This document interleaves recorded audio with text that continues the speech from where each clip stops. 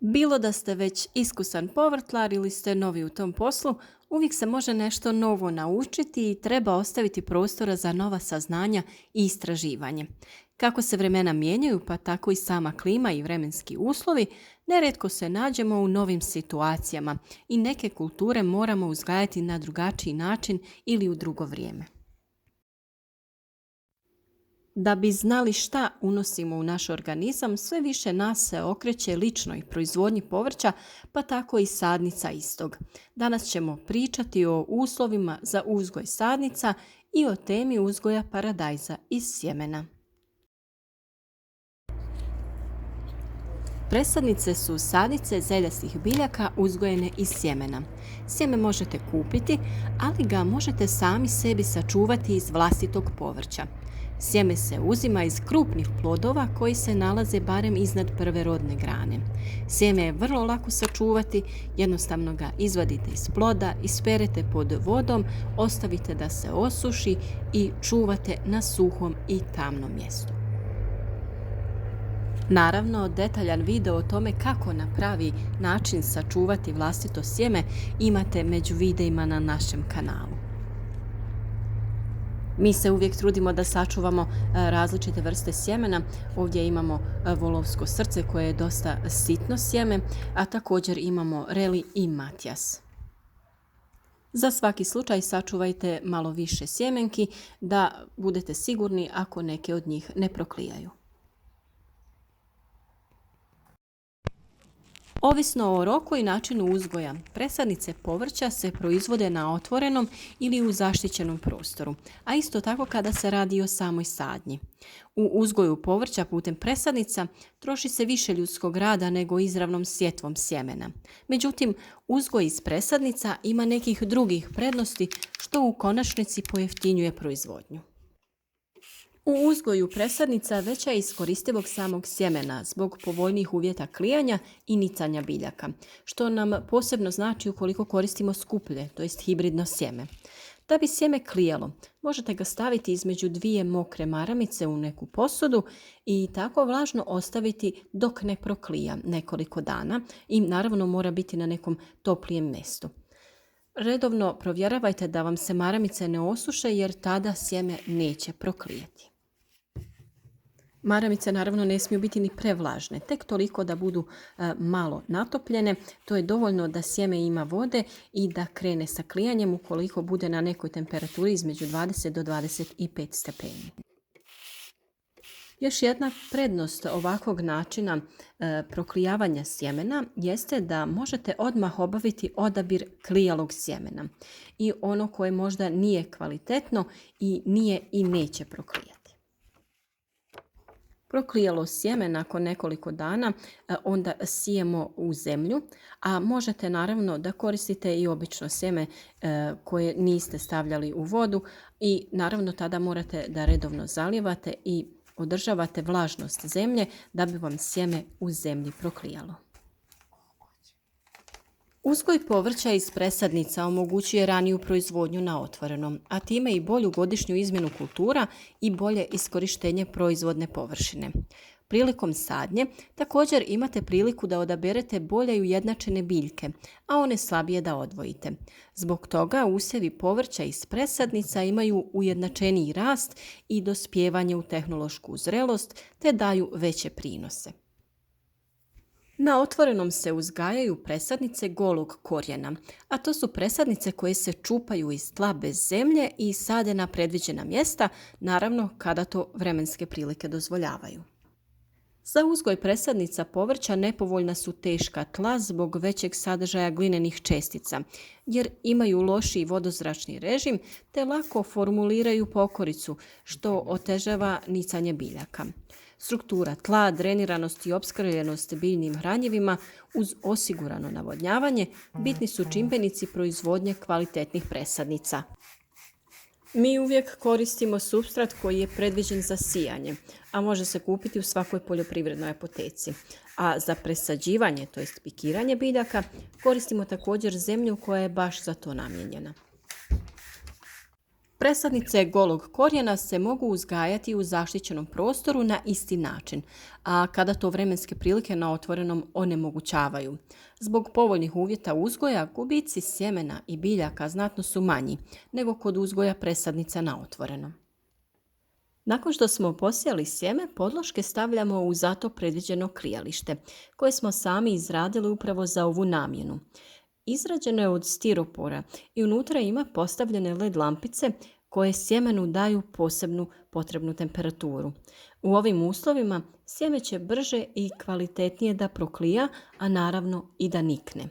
Video o tome kako sami možete napraviti klijalište za vaše biljke sa prihvatljivim budžetom, naravno, možete potražiti na našem kanalu. Za razliku od presadnica golog korijena, mi radimo sve popularniji uzgoj presadnica sa grudom supstrata, koje se uzgajaju u odvojenim odjeljcima u supstratu različitog oblika i volumena. Racionalizacija rada u svim fazama proizvodnje presadnica temeljni je razlog uzgoja presadnica sa korijenom u supstratu. Uz znatno smanjen utrošak rada zbog jednakog razmaka između biljaka postiže se veća ujednačenost uzgojenih presadnica kao i usjeva nakon sadnje jer nema čupanja presadnica.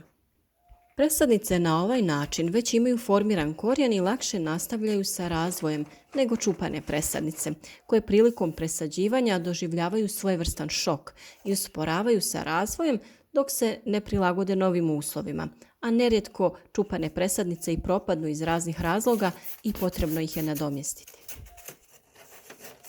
Ove presadnice se presađuju sa zemljom i lako se uz pravilno i pravovremeno zalijevanje, prihranjivanje adaptiraju. Sve to omogućava veći prinos, a zbog bržeg ukorijenjavanja u posađeno tlo omogućava se i ranija berba. Kada su biljke dovoljno narasle, to jest ostvarile su 4 prava lista, vrijeme je da ih presadimo u posude u kojima će da se presađuju u zemlju. Znači vrijeme je za pikiranje i biljke koje presađujemo sada, kada ostvare visinu od 30 cm sa ovom zemljom, mogu da se presade direktno u zemlju, to jest u predviđeno mjesto. Rasad uzgojen na ovaj način dobar je zato što kada se presadi u zemlju sa ovom zemljom oko korijena, već razvijen korijen će brzo da se adaptira i da nastavi sa kvalitetnim razvojem.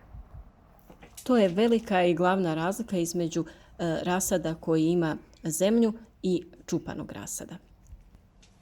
Kada smo upoznati sa procesom na koji način možemo da iz sjemena uzgojimo rasad paradajza, sada ćemo malo nešto detaljnije o uslovima.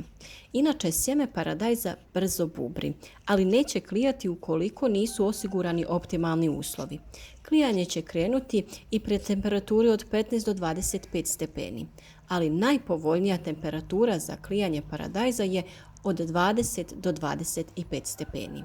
Neke sorte klijaju i pri temperaturi od 10 stepeni, ali će sasvim dobro klijati i pri višim temperaturama. Tako da je najbolje održavati sredinu, to jest od 20 do 25 stepeni. Na taj način će sjeme kvalitetno klijati, a i sveukupna klijavost će biti veća u postotku. Pri optimalnim uvjetima mlade biljke paradajza trebali bi biti vidljive u razdoblju između 10 i 20 dana, ovisno o temperaturu koju možete pružiti. Paradajz presađujemo u zemlju kada on ostvari visinu veću od 30 cm. Sadimo ga dovoljno duboko, to jest polovinu njegove trenutne veličine smijete staviti u zemlju jer će on duž cijelog tog dijela koji je pod zemljom pustiti korijenje i na taj način će da se bolje opskrbljuje hranjivom i vodom. Rast i razvoj biljke paradajza uvjetovan je temperaturama. Općenito se skladan rast biljke postiže pri dnevnim temperaturama od 20 do 25 stepeni, a noćnim između 13 i 17. Poželjna je razlika od 7 stepeni između dnevne i noćne temperature. Niska temperatura kao i prevelika vlaga utječu na razvoj biljke, ali i na oprašivanje cvjetova u daljnjem razvoju, tako da na to trebate obratiti pažnju i regulisati po potrebi. Oprašivanje u zatvorenim prostorima obavljaju kukci i vjetar, ukoliko se redovno provjetrava, te ručno možete da oprašujete laganim drmanjem rodnih grana paradajza. Sada kada smo skupili potrebne informacije u kakvim se uslovima treba uzgajati rasad paradajza i sijati samo sjeme, ostaje nam još odrediti vrijeme u kojem se to radi. Prema preporučenim temperaturama za klijanje i rast same biljke, morate i vi da procijenite da li ste u mogućnosti sjemenu osigurati prave uslove za razvoj. Ukoliko imate grijani plastenik i želite uzgojiti rasad za ranu proizvodnju povrća, onda je sredina januara pravo vrijeme za sijanje. Ali naravno uz sve već spomenute uslove, kako svjetla tako i odgovarajuće temperature. Tada će vaš rasad biti spreman za sadnju u plastenik već u 3. mjesecu. Naravno i taj plastenik će morati biti opremljen određenom vrstom grijanja, lampama i agril folijom. Agril će vam dati mogućnost da unutar velikog plastenika osigurate manje tunele iznad redova sa biljkama, te na taj način lakše zagrijete i održavate željenu temperaturu. Ukoliko nemate plastenik koji se grije, tada je optimalno vrijeme sijanja sredinom februara. Sjemenkama također morate osigurati već pomenute uslove da bi imali sadnice u pravo vrijeme, to jest da bi svoje biljke u plastenik sadili već u aprilu. A za rasad koji ćete saditi vani, februar je također pogodan mjesec za sijanje, a visinom temperature kontrolirajte rast vaše biljke sve dok se uslovi ne pokažu pogodni za sadnju na otvorenom. Nadamo se da vam je ovaj video bio od pomoći, a mi smo se potrudili da prikažemo sve faze uzgoja rasada paradajza iz sjemena. Za sva pitanja smo vam na raspolaganju, tako da slobodno pišite vaše komentare. Vjerujemo da će mnogima ovaj video biti motivacija da se sami okušaju u uzgoju biljaka, a za mnoge druge savjete u uzgoju voća i povrća zapratite naš kanal i pratite nas u sezoni koja je pred nama, jer ćemo sve da vam prikažemo praktičnim radom kroz naše videe ili pogledajte videe koje već imate na našem kanalu. Svima vam želimo sretan i uspješan rad. Lijep pozdrav!